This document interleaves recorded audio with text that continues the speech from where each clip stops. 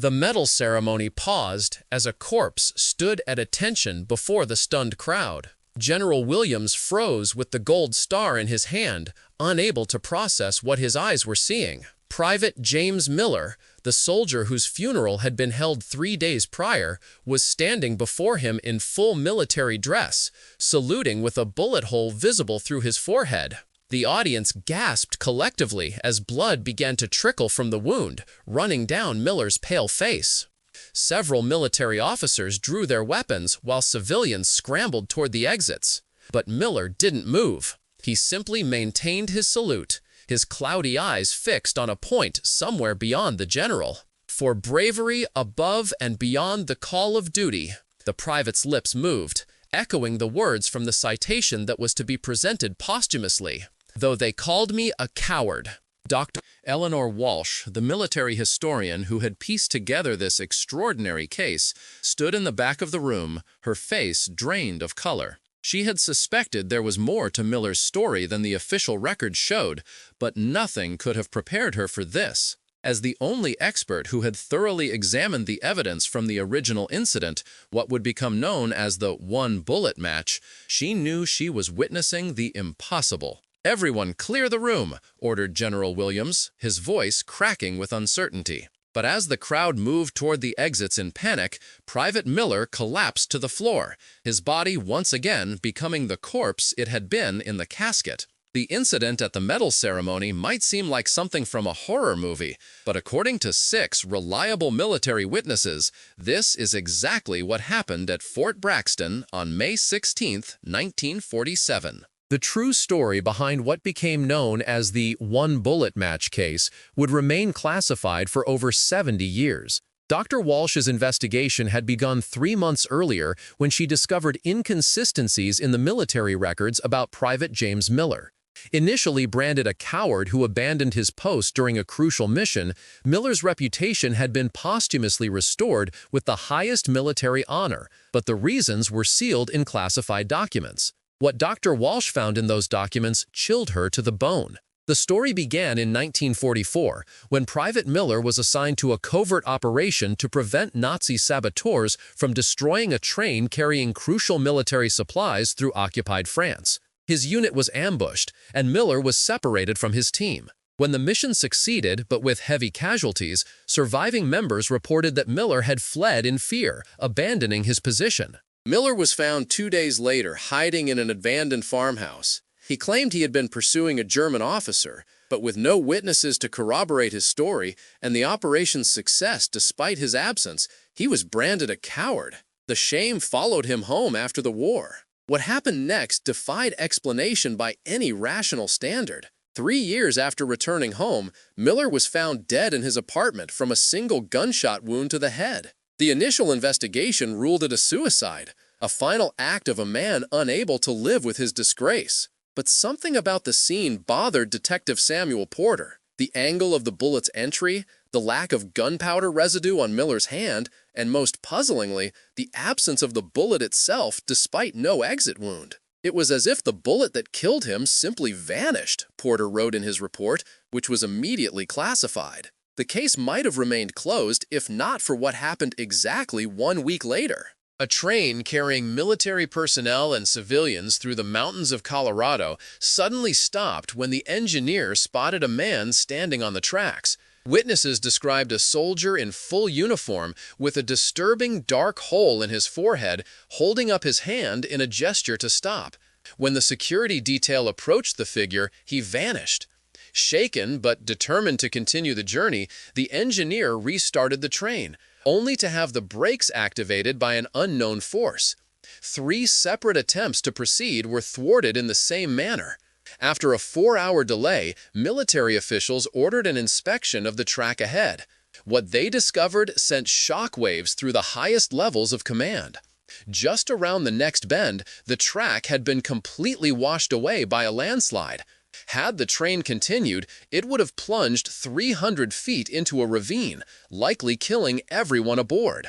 Among the passengers was General Williams, the same officer who had approved the report branding Miller a coward. The military investigation that followed uncovered something even more impossible. When Miller's body was exhumed for further examination, medical examiners were baffled to find a single bullet lodged in his skull, the very bullet that had been missing from the original autopsy. Ballistics tests revealed something that defied rational explanation. The bullet matched a German Luger from 1944, specifically a weapon carried by high-ranking Nazi officers during the exact operation where Miller had allegedly abandoned his post. Dr. Walsh's hands trembled as she reviewed the classified documents detailing what military investigators had eventually pieced together.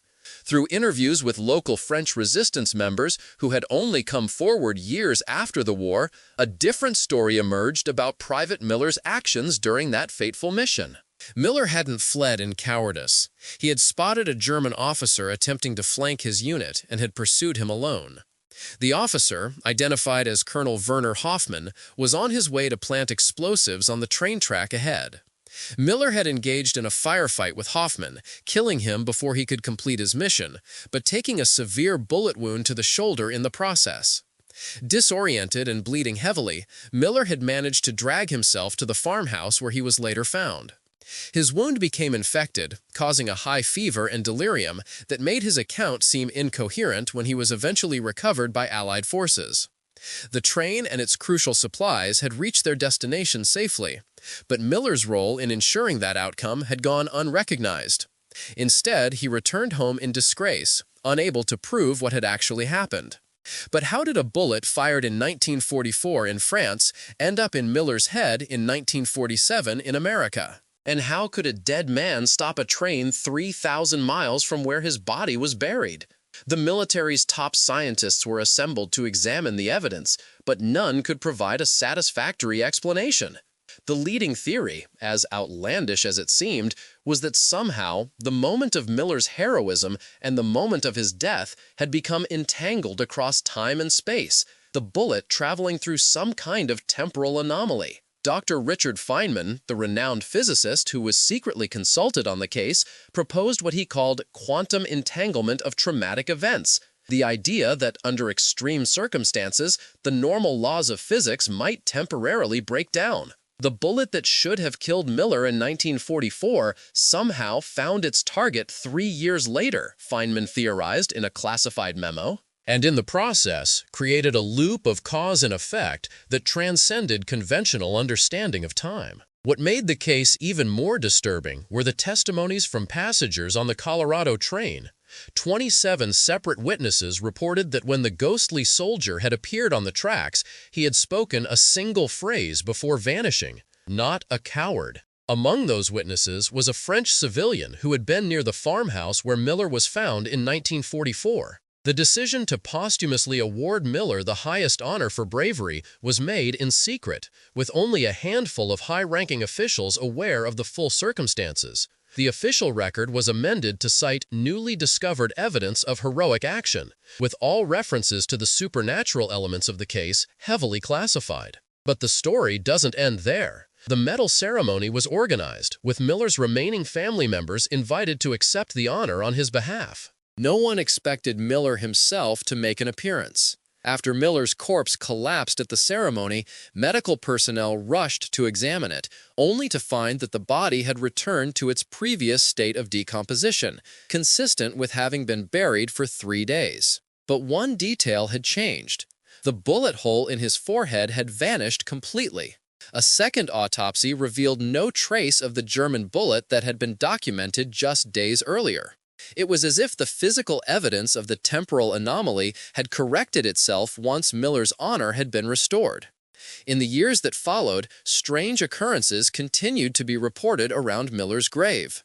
Military guards stationed at the cemetery described seeing a uniformed figure standing at attention beside the headstone on the anniversary of both the French mission and the Colorado train incident. Equipment placed near the grave often malfunctioned, with cameras failing and recording devices picking up nothing but static, except for a faint voice repeating, "Not a coward."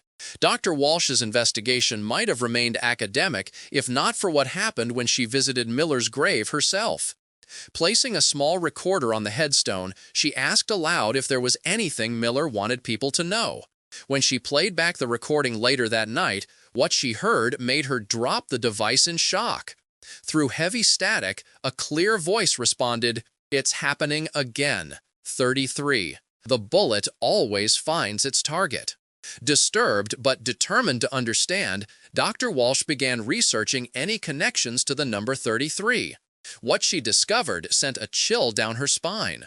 In 33 days, a military train carrying experimental weapons was scheduled to pass through the same Colorado mountains where the 1947 incident had occurred. When she brought her concerns to military officials, they dismissed them as academic speculation. But as the date approached, Dr. Walsh couldn't shake the feeling that something terrible was about to repeat itself. On the morning the train was scheduled to depart, she received a call from General Williams' office, the same General Williams who had been present at both the original incident and the medal ceremony. Now in his 90s, Williams rarely spoke about the Miller case, but the message he conveyed was urgent. The bullet always finds its target. Dr. Walsh immediately understood. She contacted the train's security detail, insisting they check the tracks ahead thoroughly before proceeding. The head of security, humoring what he considered an old woman's superstition, agreed to send a scout team ahead.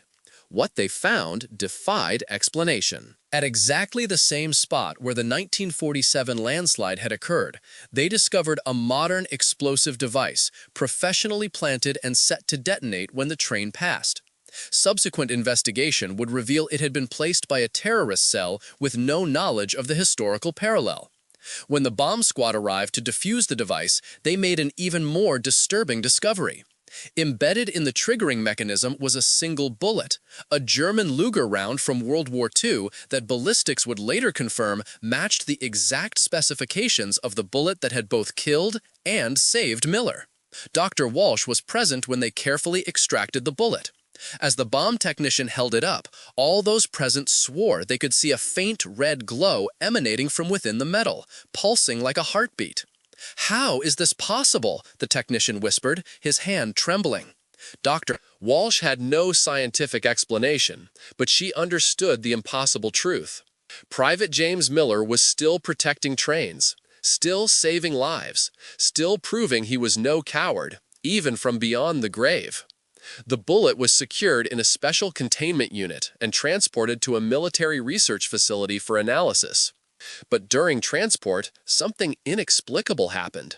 The containment unit was found empty upon arrival, though all seals were intact and security cameras showed no signs of tampering.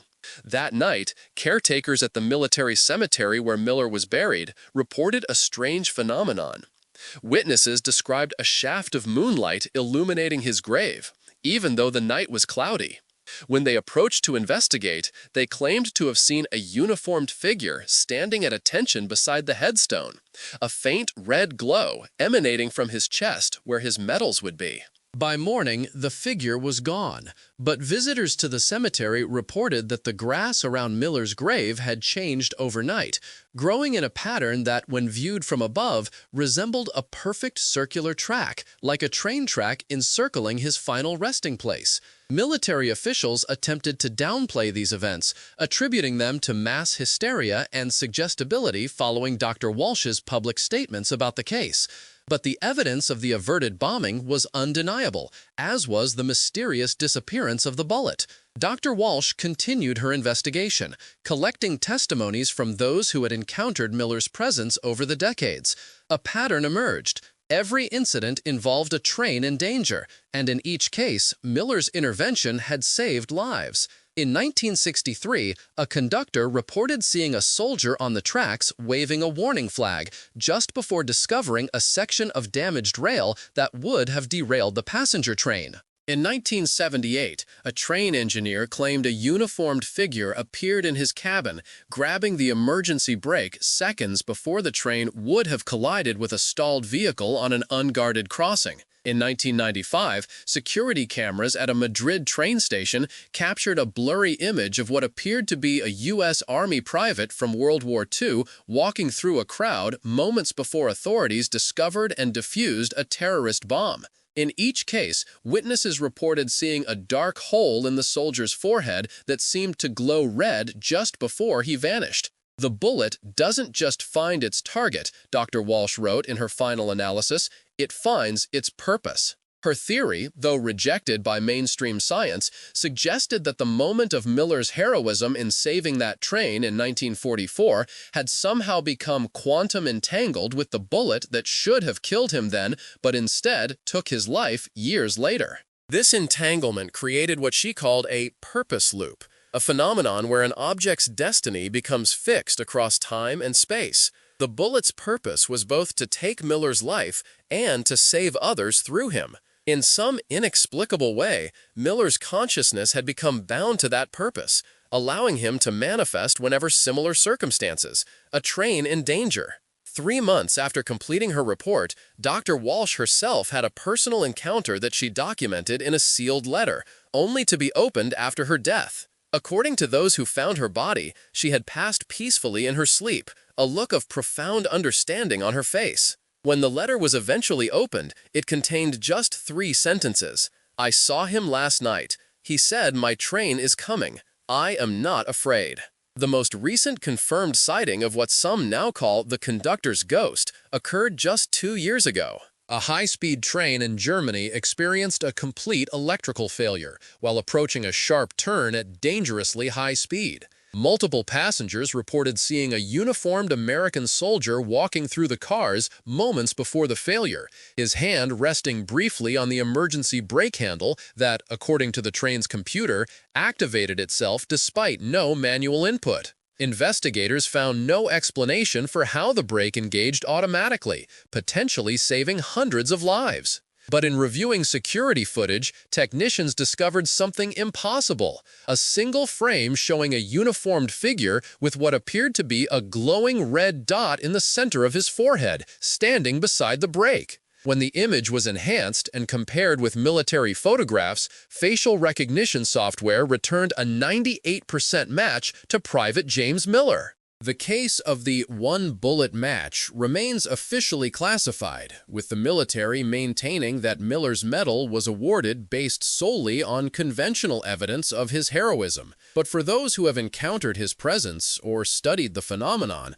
the truth is both more terrifying and more profound. Some bullets are destined to find more than their targets. Some acts of courage transcend death itself. And sometimes, a single moment of heroism creates ripples through time that can never be undone. The train tracks running near Miller's grave have been reported to vibrate slightly at precisely 3:33 both morning and night, though no trains pass at those times. Visitors have described hearing a faint whistle and the words, "Not a coward," carried on the wind. Military personnel stationed near the cemetery are instructed not to acknowledge or report these phenomena. But many leave small tokens of respect at Miller's grave: railroad spikes, model trains, and occasionally spent bullet casings. What would you do if you encountered Private Miller's ghost while riding a train? Would you be afraid, or would you understand that his presence means both danger and salvation are near? If you've ever experienced something that defies explanation, something that suggests the barriers between life and death might be more permeable than we believe, share your story in the comments below.